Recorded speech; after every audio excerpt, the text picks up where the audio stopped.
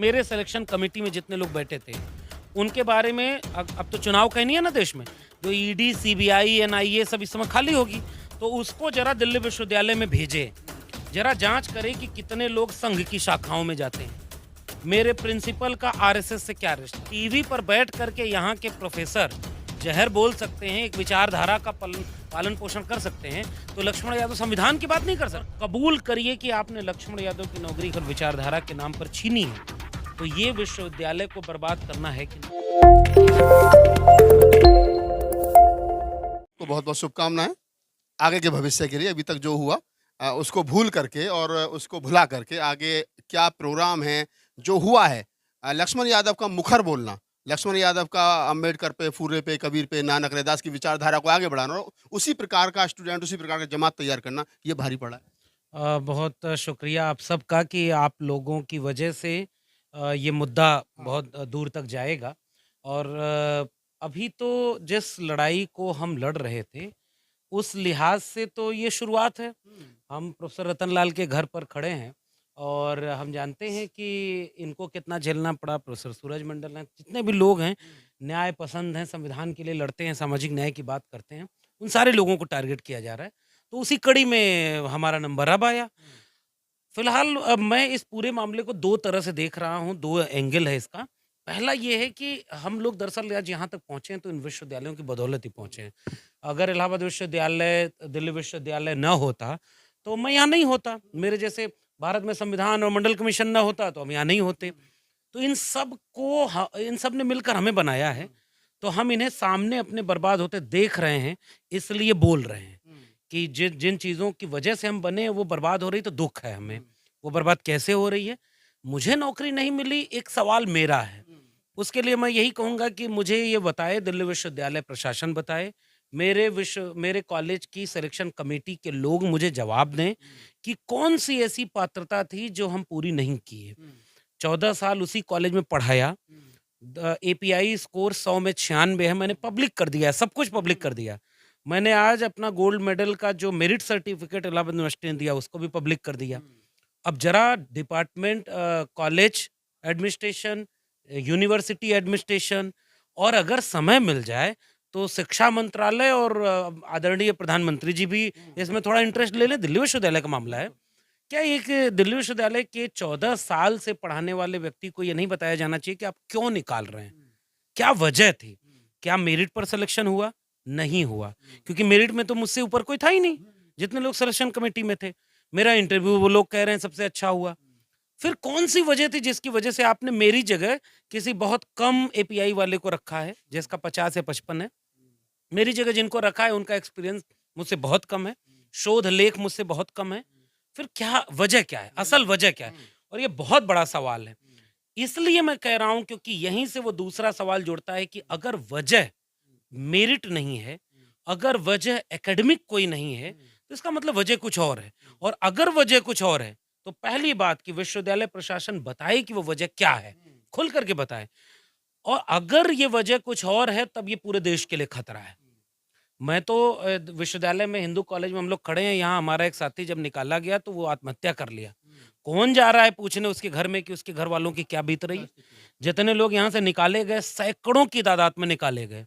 बस होता ये है साहब कि वो बोलते नहीं हैं, क्योंकि अगर निकाले जाने के बाद बोल देंगे, तो अगली बार कहीं मौका ही खत्म हो जाएगा। तो इसलिए सब लोग चुप बैठे हैं। लेकिन आपने परिवार बर्बाद कर दिए, आपने लोगों का करियर बर्बाद कर दिया। 15 साल, 20 साल लोग निकाले जाने के बाद कोई करियर कहीं नहीं जा सकता, कोई कुछ कर ही नहीं सकता। इसलिए वो सारे लोग नहीं बोले, तो इन्हें लगा था कि हम भी नहीं बोलेंगे। भई हमें तो इसी इलाहाबाद विश्वविद्यालय, दिल्ली विश्वविद्यालय, मेरे साहित्य, लिटरेचर, किताबों ने हमें यही सिखाया कि आप सत्य के साथ खड़ा होना, आप अन्याय के खिलाफ खड़े होइएगा। आप जब कक्षा में जाइए तो मेरे गुरुओं ने मुझे सिखाया था कि आप रीढ़ वाले नागरिक पैदा करेंगे। आप सच और न्याय का पक्ष देने वाले विद्यार्थी पैदा करेंगे। तो वहाँ पर हम सच, न्याय और संविधान की बात करें और जब हमारे ही ऊपर हमला हो तो हम चुप हो जाएँ। ये तो ठीक नहीं था। हम जानते हुए कि इसके बाद हमारा करियर बर्बाद कर दिया जाएगा। इसके बाद कोई हमें नौकरी नहीं देगा। फिर भी आज के तारीख में अगर सब खामोश रहे तो फिर बोलेगा कौन? इसलिए हमें तो बोलना पड़ेगा। ये जानते हुए भी कि हमको जब अपने मेरिट से नौकरी लेनी थी, तो मेरिट से नौकरी ली, साढ़े 21 साल में ले ली। टॉप किया यूनिवर्सिटी तो अपनी मेरिट से कर ली। पीएचडी, रिसर्च पब्लिकेशन सब कुछ मेरा मेरिट पे हो गया। तुम्हें कमज़ोर कड़ी मिली, नौकरी छीनना छीन लिए। तुम मेरा हुनर कैसे छीनोगे? मेरी डिग्रियाँ, मेरी काबिलियत, तुमने मेरी कक्षा छीनी, मैं अपने घर में बैठकर वहाँ से विद्यार्थियों को पढ़ा लूँगा। मैं वहाँ से संविधान की बात करूँगा, साहित्य की बात करूँगा। वो तो नहीं छीन सकते। सवाल इस बात का है कि तुम विश्वविद्यालय को बर्बाद कर रहे हो। अब मेरे कुछ सवाल हैं। अब ये लंबी बातचीत की बजाय पूरे देश के लोगों से एक अपील है। मेरे सिलेक्शन कमिटी में जितने लोग बैठे थे, उनके बारे में अब तो चुनाव कहीं नहीं है ना देश में। जो ईडी, सीबीआई, एनआईए सब इस समय खाली होगी, तो उसको ज़रा दिल्ली विश्वविद्यालय में भेजें। ज़रा जाँच करें कि कितने लोग संघ की शाखाओं में जाते हैं। मेरे प्रिंसिपल का आरएसएस से क्या रिश्ता है? मैं बुरा नहीं मान रहा हूँ, वो आरएसएस के हो सकते हैं। लेकिन अगर वो आरएसएस के हो करके किसी कॉलेज के प्रिंसिपल, रजिस्ट्रार हो सकते हैं, तो मैं किसी अलग विचार का हो करके असिस्टेंट प्रोफेसर नहीं हो सकता। टीवी पर बैठ करके यहाँ के प्रोफेसर ज़हर बोल सकते हैं, एक विचारधारा का पालन-पोषण कर सकते हैं, तो लक्ष्मण यादव संविधान की बात नहीं कर सकता।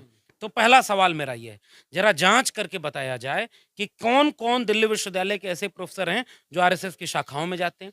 कितने प्रोफेसर ऐसे हैं जिनके रिश्तेदारों को नौकरी दी गई है? कितने लोग ऐसे हैं जिनको कम मेरिट पर नौकरी दी गई है? क्या दिल्ली विश्वविद्यालय में पैसा लेकर नौकरी दी जा रही है? क्या दिल्ली विश्वविद्यालय में आरएसएस की शाखाओं से लोग भर्ती किए जा रहे हैं? ये तो लोग दिल्ली विश्वविद्यालय के ऊपर आरोप लगा रहे हैं। साख दांव पर है इस विश्वविद्यालय की, और हमारा ये विश्वविद्यालय है। मुझे चिंता है अपने विश्वविद्यालय की, इसलिए आज कुलपति को सामने आकर इसका जवाब देना चाहिए कि नहीं, ये देखो प्रमाण, हमने कभी किसी को पैसा लेके नौकरी नहीं दी। ये प्रमाण है कि कोई आरएसएस का कैडर नहीं भरा जा रहा। और भाई आज जितने लोग नौकरी कर रहे हैं आरएसएस वाले, इसमें अधिकांश लोग तो नौकरी में तब आए होंगे जब कांग्रेस की सरकार थी। तो विश्वविद्यालय में नौकरी मेरिट से होती है, इंटरव्यू से होता है, आपके लिखने, पढ़ने और एकेडमिक काम करने से होता है।